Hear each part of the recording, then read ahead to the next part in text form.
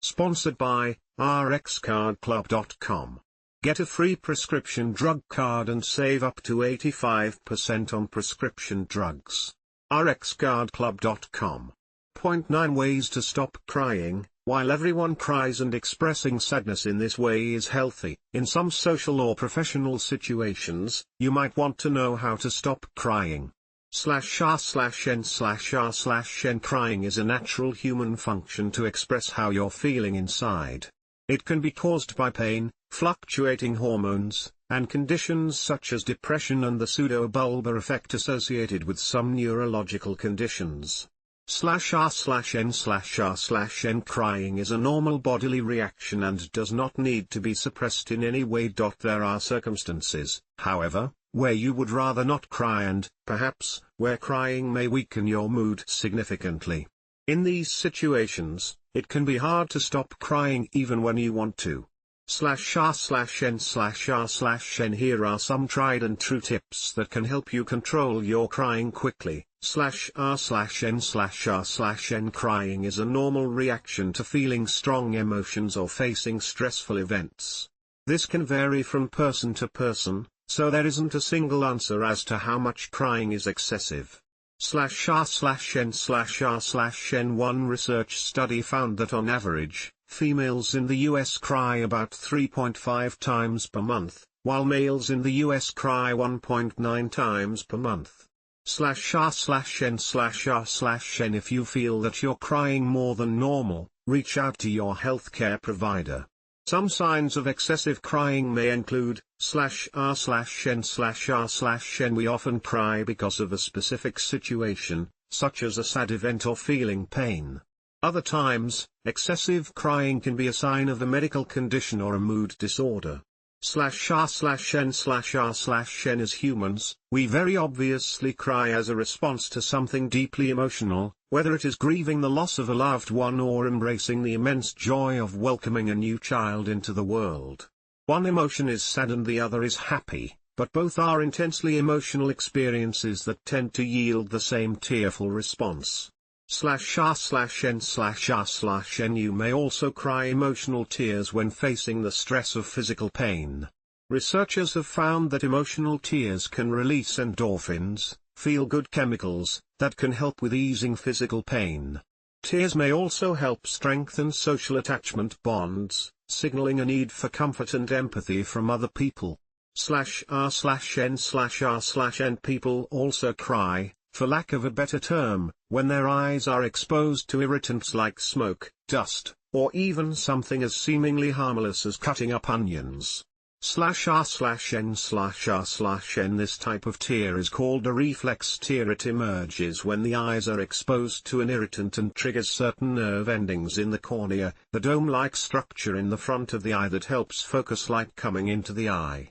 /r/n/r/n These nerve endings send messages to the brain, which then activates the lacrimal gland, located underneath the upper eyelid, to create reflex tears. /r/n/r/n Cutting into an onion disrupts its cells, causing it to produce a sulfur chemical gas. When this comes in contact with the tear film of your eye, sulfuric acid is produced. This is sensed as burning and causes tear production. /r/n/r/n While crying is a normal emotional response, excessive crying can sometimes be a sign of depression or anxiety. /r/n/r/n Depression is a mood disorder that causes persistent sadness or hopelessness. When a sad mood lasts more than 2 weeks, it may indicate depression. Signs of depression include crying uncontrollably and frequently, and sometimes without knowing why.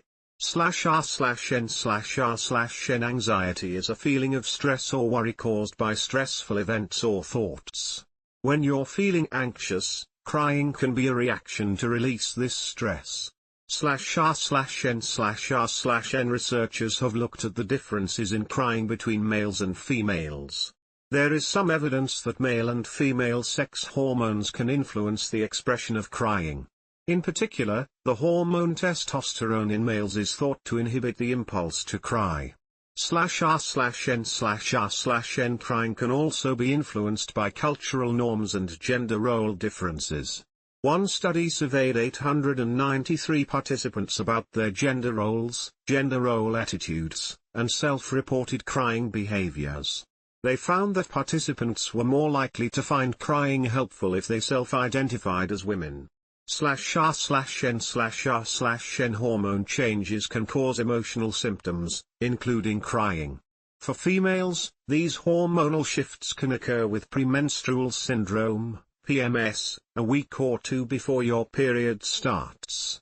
/r/n/r/n In addition, 4 out of 10 women experience symptoms similar to PMS during perimenopause, including feeling moody, crying, and having a hard time concentrating. Hormone fluctuations can also occur during puberty as well as pregnancy.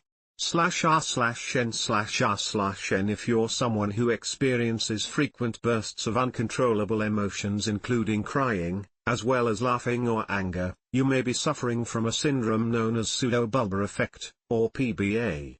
/r/n/r/n This condition is relatively common in people with multiple sclerosis, MS, and can have profound implications on a person's quality of life, leading to several associated feelings including severe anxiety, social isolation, and embarrassment. /r/n/r/n PBA can occur in other neurological conditions, including /r/n/r/n Pseudobulbar effect has several different manifestations, including excessive crying in sad situations and uncontrollable laughter in circumstances that the average person would not find warrants such exuberance. /r/n/r/n PBA is thought to be caused by damage to the cerebellum in the brain. Usually, the cerebral cortex communicates with the cerebellum to control emotions. When nerve problems or lesions damage the cerebellum, it breaks communication between the two areas in the brain, leading to uncontrollable emotional responses. /r/n/r/n There are several benefits to crying, including the lubrication of the eye area to help reduce infection. Crying is also a self-soothing technique. /r/n/r/n Research has found that crying stimulates the parasympathetic nervous system, PNS, which can help the body rest and restore. Other research has associated crying with a reduction in pain, thanks to a release of the hormone oxytocin, which may even help boost your mood. /r/n/r/n If you think you may be crying more than is healthy, or for reasons that may require therapy or other medical intervention, it is important to get the help you need to heal and recover. Crying too often may be a sign of a clinical condition such as anxiety, depression, or another type of mood disorder. /r/n/r/n If you are having thoughts of self-harm or suicide, reach out for help immediately, call a loved one, friend, or dial 988 to contact the 988 Suicide and Crisis Lifeline and connect with a trained counselor. If you or a loved one are in immediate danger, call 911./r/n/r/n If you're feeling sad, sometimes lifestyle changes can help to boost your mood. Some ways to help include /r/n/r/n In some cases, you may need treatment for medical conditions that cause excessive crying. Depression and anxiety disorders may be treated with therapy or with medications such as antidepressants. For PBA, your healthcare provider may prescribe new dextromethorphan/quinidine.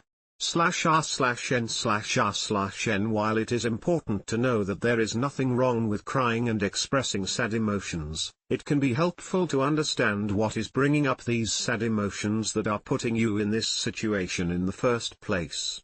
/r/n/r/n If your sobbing feels very intense, uncontrollable, and impossible to tone down, talk to your healthcare provider. You may be suffering from something more serious than momentary sadness. /r/n/r/n rxcardclub.com. Get a free prescription drug card and save up to 80% on prescription drugs.